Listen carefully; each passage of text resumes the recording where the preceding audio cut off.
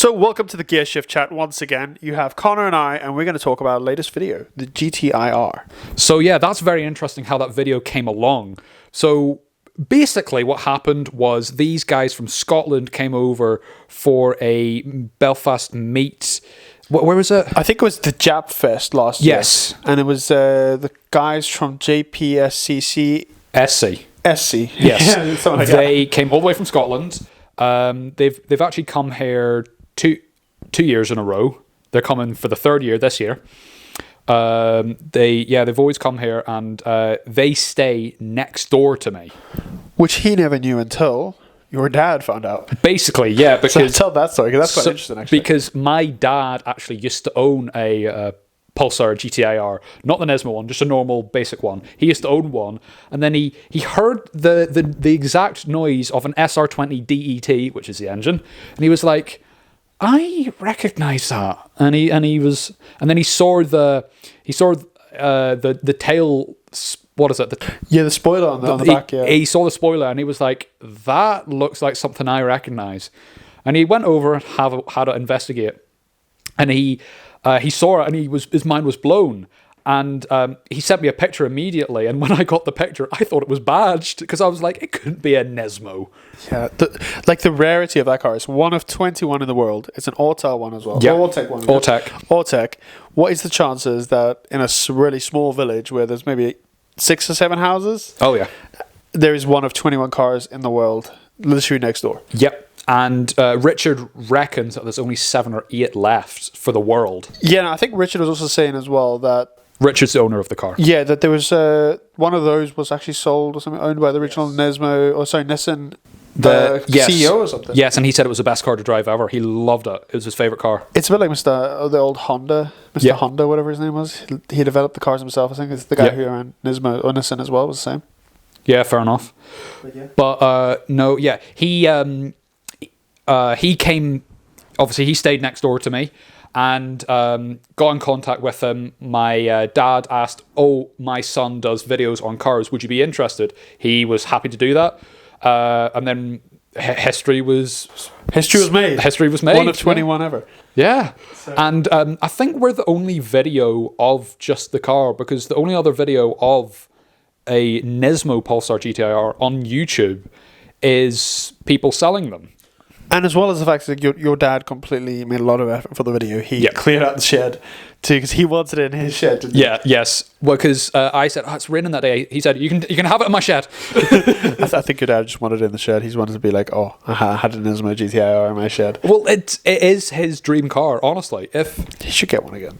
He wants to get another one. He's probably like Googling every day, Nismo GTI-R. I think he might be, because he does send me occasional ones on online. That man's on the prowl for a GTI-R. But the problem is, they're all either really, they're not original. My dad wants it to be original. They're either not original, high mileage, or needs a lot of work done to it. Yeah, that's the only problem with like cars like that there. I think a lot of people they rust really destroy easy. them as well. I think it was a lot of younger individuals got them and just had a lot of fun with them, put them through the hedges, high mileage. I don't think there's really many very rare, tidy specimens like that one there. Yeah, now, Richard's the only one that we've ever seen, but obviously he's never going to sell it, which... Yeah, I wouldn't sell it if I was him. I wouldn't sell it if I was him. You have to sell it, but I wouldn't sell it. No, But Richard does actually send me some links to some, and he says, here's one you might be interested, because he knows my dad's on the hunt. So he does send me them, and then there was one I sent him for one that actually had a sunroof in it, which is a very rare spec. Very rare. Yeah. And I said, that's very good. And he wasn't too sure. He did say that sunroof was a rare spec, but there was a lot of work needed done to it as well. But the issue with sunroofs as well is like specifically older cars. Yeah, they leak. They leak. You need a lot more extra work, and they also make the car heavier as well. You got to have extra stiffening. You've obviously got more glass higher up. True, but it's a rare spec. It's a rare spec indeed. But to me, that would make it as well. I think your dad would have million smiles on his face if he had one. Oh, yeah. But, that car as well, was Japanese import. Mm-hmm. Richard got it he had a company, I think, was looking for one for him. What is it? He had an agent in Japan, that's what he said. He had an agent, and he was actually told he shouldn't bid on it at all. Yeah, because what was the issue? The car wasn't running, was it? It was idling, but it was running on 3 cylinders. Yeah, had a misfire. No, one of the rocker arm came off. Yeah. I think that's what he said. A rocker arm came off, and all he did was undid the cams and just tightened it all on, put everything back together, and it's running sweet as a nut. Super, super lucky. He could have had such a major expense there. He said he got so lucky. He said it's the most reliable car he's ever owned. No, obviously Starts every time. How many years has he had it for? He says 10 years. I think it's probably been longer than that, but 30,000 miles over 10 years. Let's just say that he put all the miles. That's only 3,000 miles a year. It's nothing. Even at that, I reckon he probably puts less than 1,000 on it a year. Yeah, it's crazy mileage. I love that car. The only thing I wish it was just in a different color. Like the cream's nice. Don't get me wrong, but like a black one would look mental. Like it would, but you wouldn't. I don't think you'd be able to see how absolutely clean it is. If like a white car, you have all the detailing, it has the stickers, you have all tech, whatever, everything on it, and it's so tidy.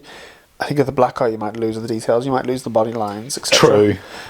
They do look nice in white. They do, but it's very much like a rally spec. That car, it's a perfect rally spec. Oh. It's like a rally car that came off the factory and was never rallied. Well, yeah, because it had straight to the museum. Roll cage, up stage 3 remap. I could be wrong. I'm not sure, but it's over 300 brake. Had a different remap, over 300 brake, different suspension, different tires, different wheels.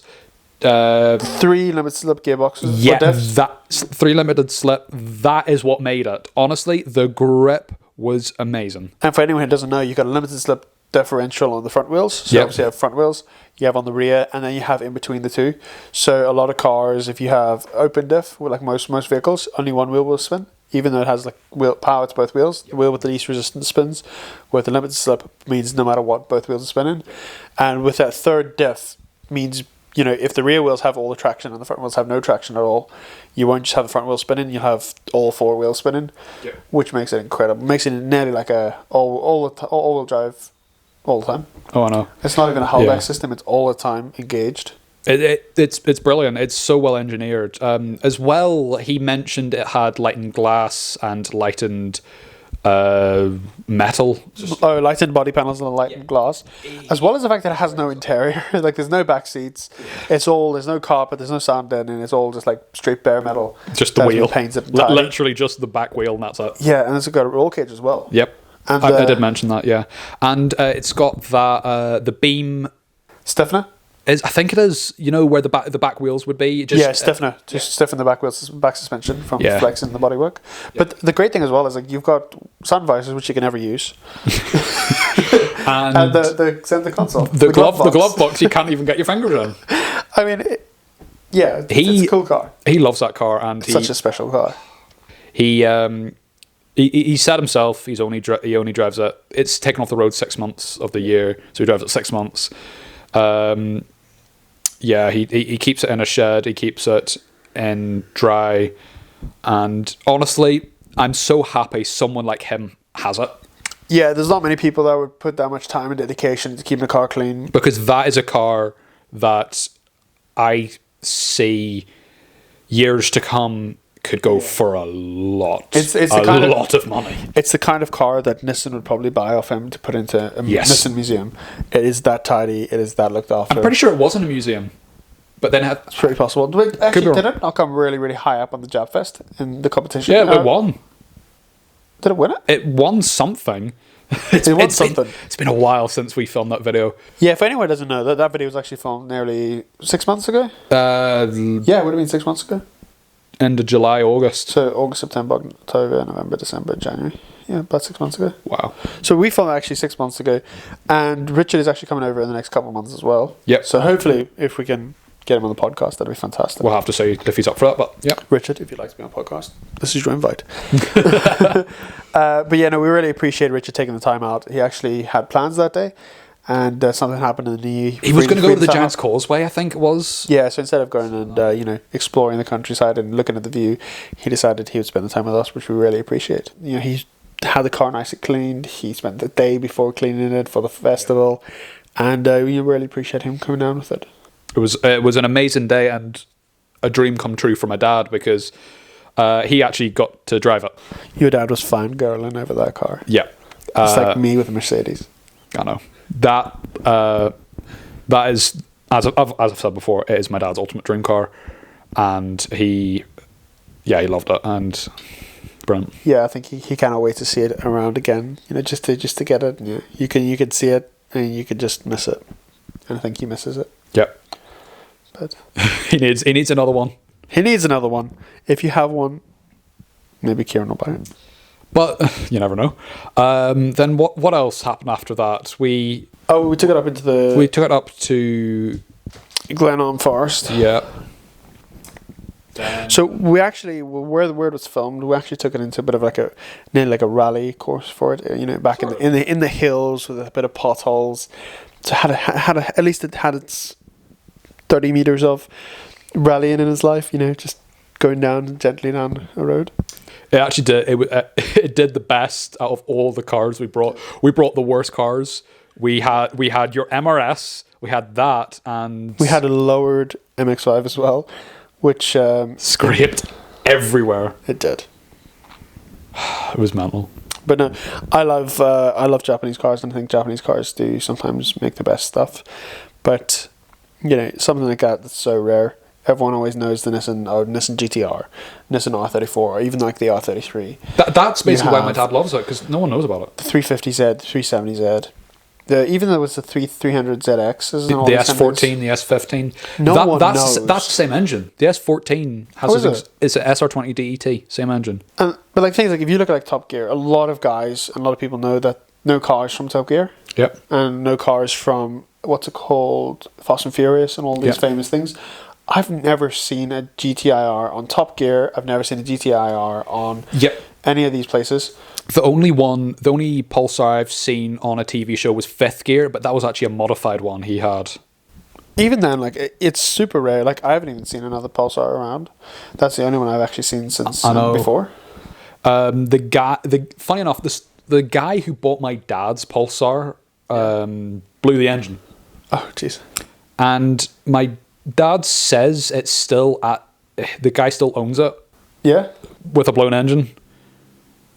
I mean, the place with it's not gonna have any more high mileage. The place with that old E-Class, the same generation as your E-Class that sits outside. It's there. Yes, the one that sits outside. It's that place. That's the guy who bought it off my dad, and my dad says he still owns it, but I don't know. I mean, do you want us to stop? We can go stop and have a chat. We could, but my guess is he's probably scrapped it.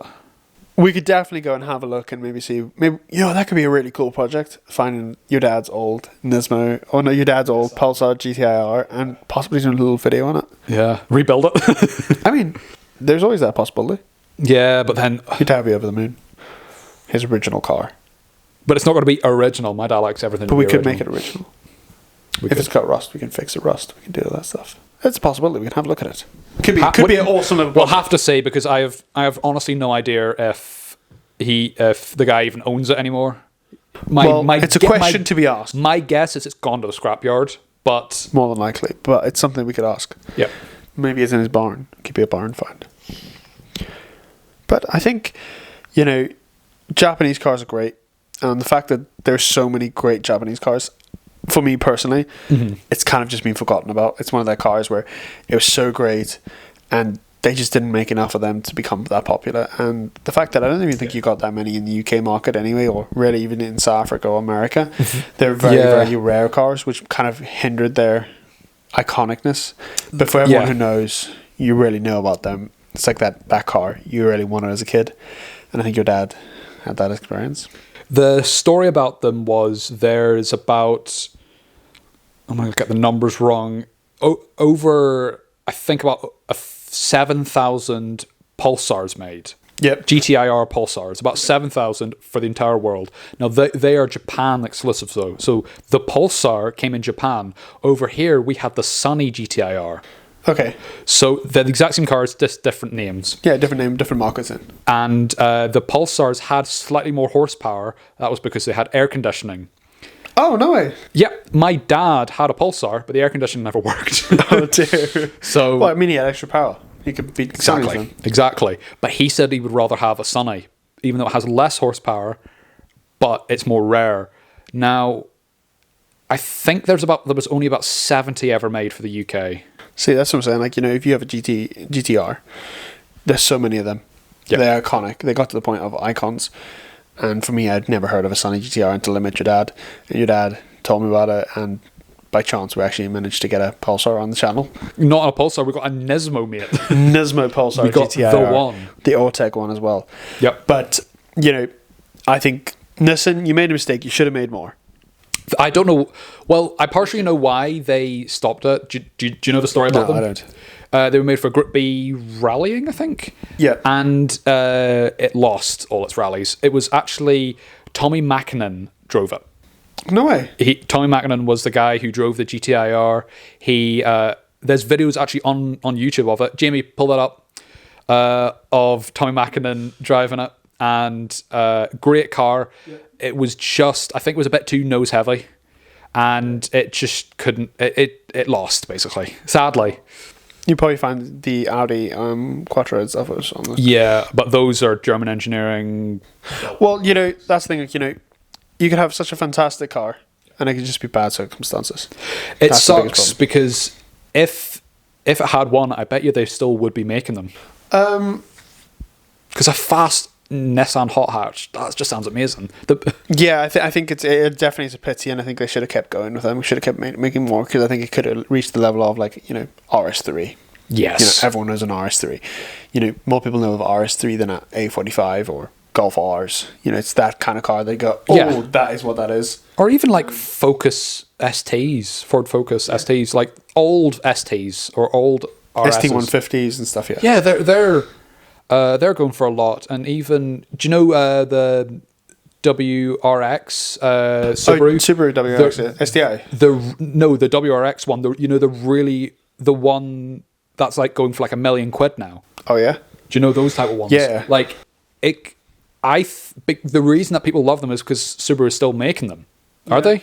I don't know. The thing I think Nissan just gave up too early. They should have kept going. But no, thank you again, Richard, for obviously, you know, putting the time to be on the channel, and you know, we'd love to have you back on the channel at some point again. Absolutely, Richard. If you are interested, just say mate. But the next car we have is actually another Japanese import, also part of the same car club that came over from Scotland, and it is not as rare, but it's fun. It's a fun car. It's a nice light car. It's a convertible as well, 2-seater. Yep. Okay. Japanese import, like I said. Mm-hmm. I think it's a 1.6 litre engine. Yep. And it's in white with lowering. It's been lowered. So if you've listened well, you'll know what it is. Mm-hmm. But yeah, that'll be out on Friday. 4 p.m. British time. Give it a watch. Don't forget to like and subscribe and comment. And if you've had one, we'd love to hear it. Absolutely. Well, I think that kind of wraps it up, folks. So thank you so much for watching. Make sure you follow us on all our social medias, and we'll see you in the next one. Bye-bye, guys.